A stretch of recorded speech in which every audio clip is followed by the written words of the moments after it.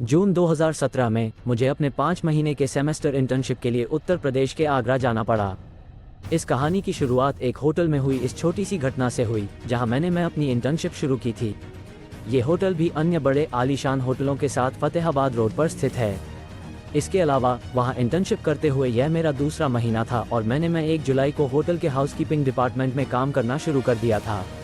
मेरा हर दिन सुबह 7:30 बजे से शाम 4:30 बजे तक एक ही शिफ्ट होती थी, लेकिन उस दिन कुछ ज़्यादा काम था और मेरे साथ उस शिफ्ट में 3 लोगों को छोड़कर बाकी सभी छुट्टी पर थे और कम लोगों के काम करने के कारण मुझे शाम 5:30 बजे तक शिफ्ट में रहने का निर्देश दिया गया था।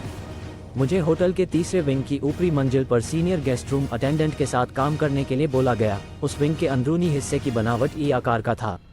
मुझे मेरे सीनियर ने उस मंजिल के आखिरी 3 कमरों को साफ करने का निर्देश दिया, जो कि स्वीट रूम्स थे। उनमें से एक प्रेसिडेंशियल स्वीट था। मैं रूम के एंट्री डोर पर अपनी हाउसकीपिंग कार्ड के साथ इंटर किया। वो प्रेसिडेंशियल स्वीट उस होटल का सबसे बड़ा कमरा था और सबसे बड़ा कमरा होने के कारण उसका लेआउट कुछ अलग था। उसके दाहिनी ओर 2 बेडरूम का एंट्री था और साथ ही वहां से पूरे रहने की जगह को देखा जा सकता था और बाएं मुड़ते ही डाइनिंग स्पेस था। मुझे केवल कमरे की डस्टिंग और वैक्यूमिंग करनी थी। जब मैं अपना काम शुरू किया तो मुझे थोड़ा चक्कर में चली और सांस लेने में तकलीफ महसूस हुई। मैं तुरंत ही अपनी कार्ट के पास चला गया और अपनी बोतल से पानी की एक घुट सिप पी। इस बार मैं देखा कि लिविंग रूम में खिड़कियों पे लगे हुए पर्दे हवा से उड़ रहे थे। मैं कमरे के निकास के सामने शीशे में देखा जहां मैं खड़ा था। मैं सामने लगे शीशे में देखा तो वहां ऐसा कुछ भी नहीं दिख रहा था, कोई पर्दा नहीं उड़ रहा था। तभी मुझे उस मिरर में ऐसा दिखा जैसे कोई दौड़ा और जाकर खुद को पर्दे के पीछे खुद को छिपा लिया हो। मुझे फिर लगा कि यह सिर्फ मेरी कल्पना है या मेरे तबीयत ठीक नहीं होने के कारण ऐसा लग रहा।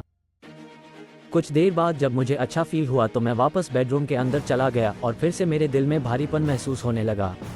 मैं इसे अपने थके हुए दिमाग की एक कल्पना के रूप में मानकर छोड़ दिया और फिर किचन की ओर बढ़ गया। तभी मेरी नज़र मेरे राइट हैंड पे गई। मैं देखा कि मेरे राइट हैंड पर रोंगरोटे खड़े हो गए हैं। उस रसोई के अंदर मैं डिशवॉशर के पास कुछ अलग सा महसूस कर पा रहा था। इस बार मैं अपना बायां हाथ चेक किया और इसमें भी मुझे रोंगरोटे खड़े दिखाई दिए। मुझे लगा कि मैं बहुत थक चुका हूँ या शायद मेरी तबीयत खराब है, इसलिए मुझे ऐसा फील हो रहा। मैं कमरे के भीतर सभी जगहों पर धूल झाड़ता रहा और घूमते हुए काम करता रहा।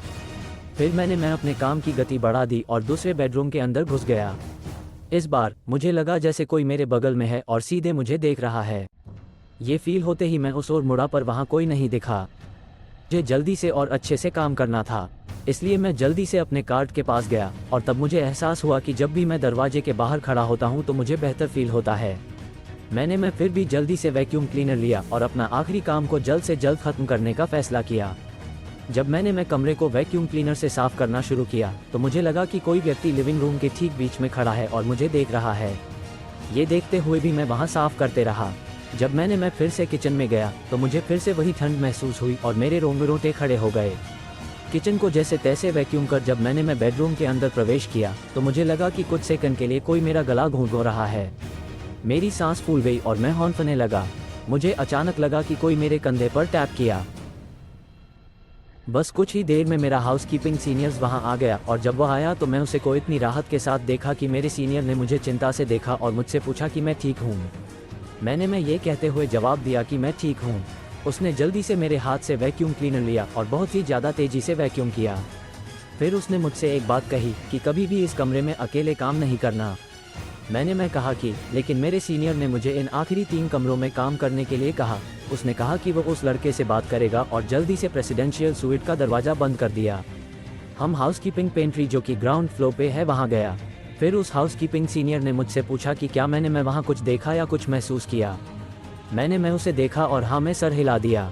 तभी मेरे साथ काम करने वाले पेंट्री के अंदर घुसे और मुझे देखा। उन्होंने इन्हों देर से आने और सूट के अंदर मेरी मदद नहीं करने के लिए सॉरी कहा। फिर उन 2 लोगों ने मुझे 2 घटनाएं बताईं जो पिछले कुछ वर्षों में उस कमरे के अंदर हुई थी। 2009 में अपने 2 बच्चों के साथ एक कपल ने रोटरी टेबल इंडिया क्लब सम्मेलन में हिस्सा लेने आए थे और उन्होंने इन्हों उसी रूम में चेक इन किया था। शाम के कॉन्फ्रेंस डिनर में शामिल होने के बाद रात में पत्नी की हत्या कर दी गई। उसके पति द्वारा घरेलू स्तर पर प्रताड़ित किए जाने की अफवाहें थीं। जब यह घटना हुई तब उसके पति और बच्चे दोनों कमरे में नहीं थे और बाद में जांच की गई। बाद में इसे आत्महत्या का मामला मानकर खारिज कर दिया गया।